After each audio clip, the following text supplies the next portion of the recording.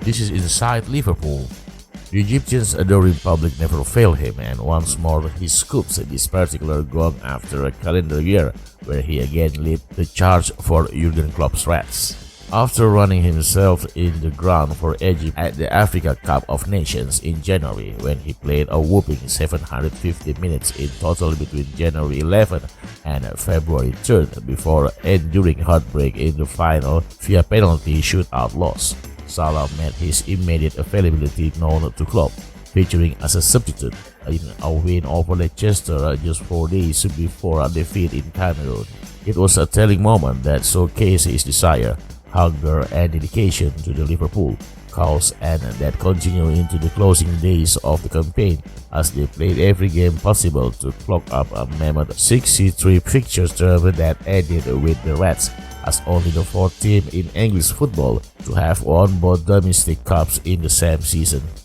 For his part, Salah played 51 times across all competitions, finishing the campaign with 31 goals in total. 2 of those against Manchester United helped the Reds to one of their most memorable wins and complete performances in recent memory back in April, before he scored what could have been one of the most famous goals of all time at Anfield in the 3-1 triumph over Wolves on the final day of the Premier League campaign. Salah's celebrations after making it 2-1 on May 22nd suggested he thought as much at the time too, but Manchester City 3-goal salvo in just 5 minutes at the Etihad turned around their fortunes against Aston Villa and secured the title by a single solitary point. Further disappointment followed the week later for Salah as Thibaut Courtois turned in a man-of-the-match display at the Stade de France to ensure Real Madrid triumph over Liverpool in the Champions League final on a dark night off the field in Paris. Later that summer, Salah would be rewarded for his extraordinary achievements at Anfield by signing a new long-term contract to become the highest-paid player of all time for Liverpool.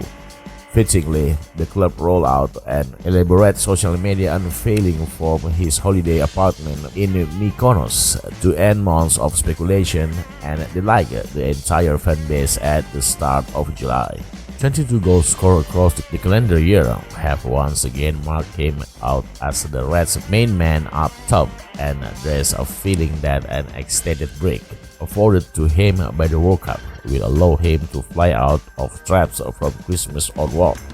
If Liverpool are to turn around their season and ensure they finish in the top 4, then an informed Salah will be integral.